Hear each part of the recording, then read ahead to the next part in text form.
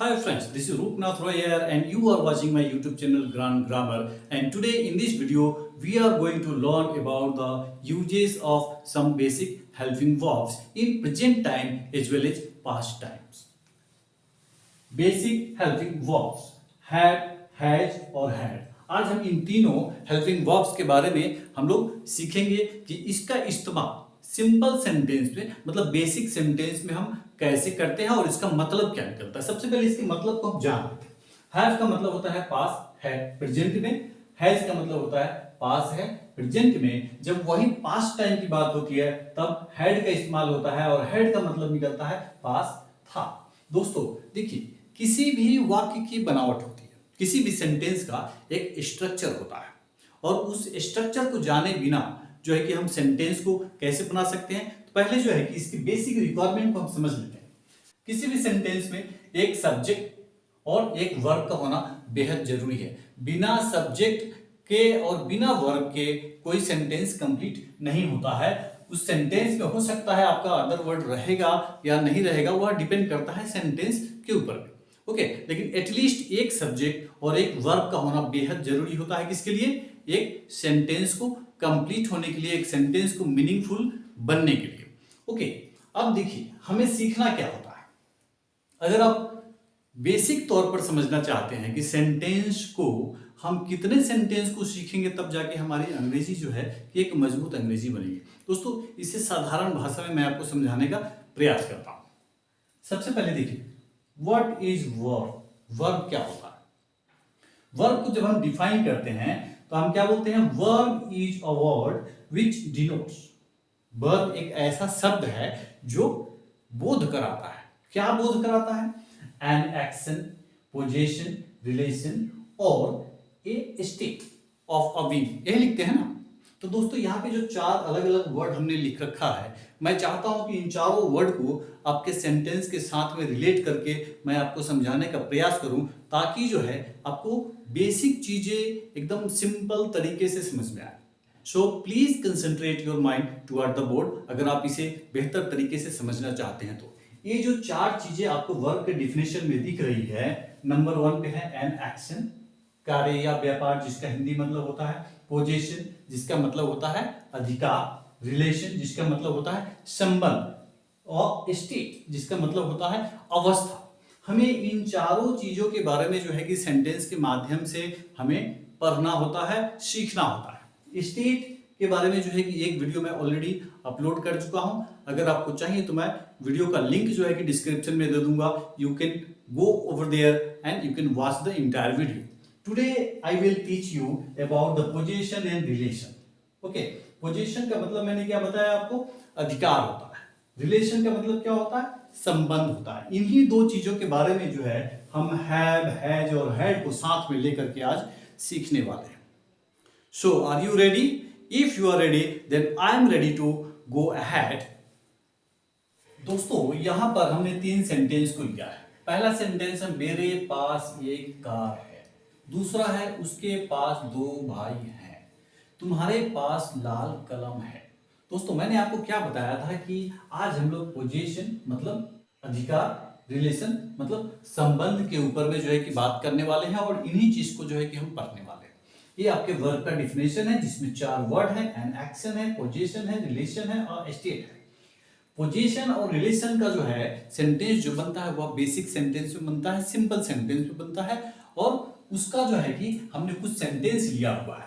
मेरे पास एक कार है, इस सेंटेंस में बता रहा है कि मेरे पास में एक कार है, मतलब मैं एक कार का मालिक हूं, मेरा एक कार के ऊपर में अधिकार है, पोजीशन है।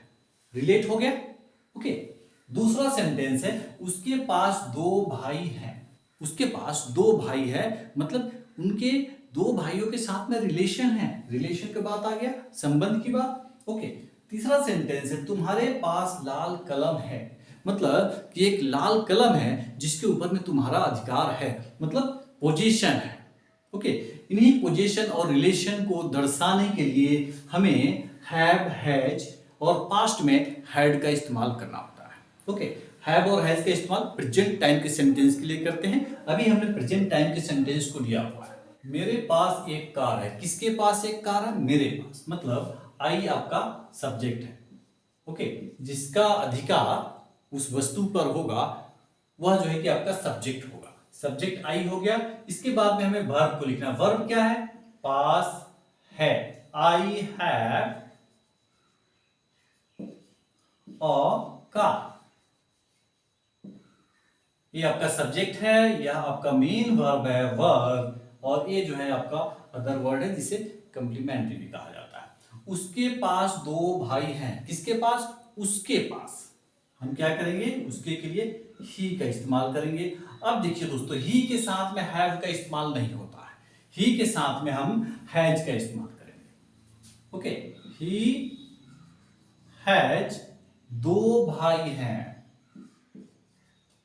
Two brothers.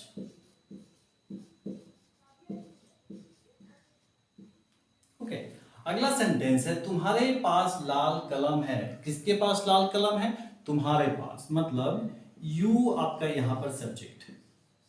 अब यू के साथ में हैज नहीं लगता है, यू के साथ में हैव का ही इस्तेमाल किया जाता है। क्या है? लाल कलम है। यहां पर एक करके कुछ मेंशन नहीं है, इसलिए हम क्या करेंगे?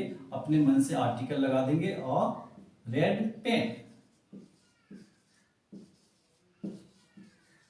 सेंटेंस हमारा बनता है you have a red pen. तुम्हारे पास एक लाल कलम है। तो देखा दोस्तों कैसे जो है इस पोजीशन को और इस रिलेशन को मैंने इस सेंटेंस के माध्यम से रिलेट किया है। मेरे पास एक कार है, मतलब कार के ऊपर में मेरा अधिकार है, और हमने सेंटेंस बनाया I have a car. Okay, इस प्रकार के जो भी सेंटेंस होंगे उसके साथ हम हैव का इस्तेमाल करेंगे। ओके, उसके पास दो भाई हैं। यह जो है ही आपका थर्ड पर्सन है, सिंगुलर है, और ही थर्ड पर्सन सिंगुलर सब्जेक्ट के साथ में इस प्रकार के बेसिक सेंटेंस में हम हैज का इस्तेमाल करते हैं। He has two brothers. तुम्हारे पास लाल कलम है। यू आपका यहाँ सब्जेक्ट है, और यू क्या है? सेकेंड पर्सन का सब्जेक्ट है। ओके, और यू के साथ में हम हैव का इस्तेमाल करते हैं। सेंटेंस बनता है you have a red pen. Okay, ये था आपका पोजीशन और रिलेशन को प्रेजेंट टाइम के सेंटेंस में यूज करने का तरीका। अब अगला स्टेप है हमारा हैड के बारे में सीखना है, जिसका मतलब होता है पास्ट था। और हैड का इस्तेमाल जो है कि बेसिक सेंटेंस में पास्ट टाइम को रिप्रेजेंट करने के लिए किया जाता है, जिसका मतलब निकलता है पास्ट था। ओके दोस्तों, यहां पर मैंने उन्हीं सेंटेंसों को पास्ट में कन्वर्ट कर दिया। पहला सेंटेंस है मेरे पास एक कार थी, मतलब बीते हुए कल में मैं एक कार का मालिक था, मेरा एक कार के ऊपर में अधिकार, पोजीशन रिलेट हो गया पास्ट में। उसके पास दो भाई थे, उसके पास बीते हुए कल में दो भाई थे, दो भाइयों के साथ में उसका संबंध था, रिलेशन यहाँ पे कंप्लीट होता है। ओके, तीसरा सेंटेंस है तुम्हारे पास लाल कलम था। तुम्हारे पास में बीते हुए कल में लाल कलम था। ओके, मतलब तुम एक लाल कलम के मालिक थे, उस लाल कलम पर तुम्हारा अधिकार था। कब? बीते हुए कल में, बीते हुए पल में। ओके, जब भी इस प्रकार के सेंटेंस जो है आपके सामने आए, बेसिक सेंटेंस कहा जाता है इनको। उसका ट्रांसलेशन करने से पहले हमें सब्जेक्ट को देख लेना जरूरी होता है, उसके बाद में जो है कि वर्ब और देन अदर वर्ड को हम लिखते हैं। आइए देखते हैं सब्जेक्ट कौन है। मेरे पास एक कार थी। किसके पास एक कार थी? मेरे पास, मतलब I is the subject in this sentence. Okay, और पास्ट में पास थी, पास था, पास थे के लिए हमारे पास में सिंगल वर्ड है हैड। अब हम क्या करेंगे? हैड का इस्तेमाल जो है कि यहां कर लेंगे। आई हैड, बचता क्या है? एक का, और का। सेंटेंस आपका बन गया। क्या बनता है? आई हैड अ कार, मेरे पास एक कार थी। सिंपल, कार के ऊपर में अधिकार का बात जो है कि यहाँ कंप्लीट होता है। अगला सेंटेंस है उसके पास दो भाई थे। किसके पास दो भाई थे? उसके पास। उसके की अंग्रेजी होता है ही।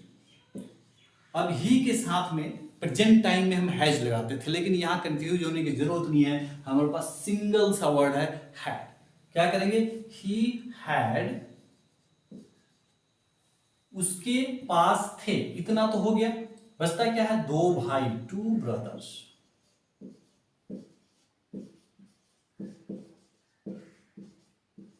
ओके, अगला सेंटेंस है तुम्हारे पास लाल कलम था। किसके पास लाल कलम था? तुम्हारे पास। Okay, you is the subject in this sentence, और यू के बाद में पास था की अंग्रेजी आपके पास में क्या है? हैड। यू हैड, तुम्हारे पास था, इतना हो गया। बचता क्या है? लाल कलम। एक कलम की शायद बात हो रही है, इसलिए हम और का इस्तेमाल कर लेंगे, आर्टिकल लगा देंगे। आपका सेंटेंस बनता है you had a red pen. एकदम सिंपल है दोस्तों।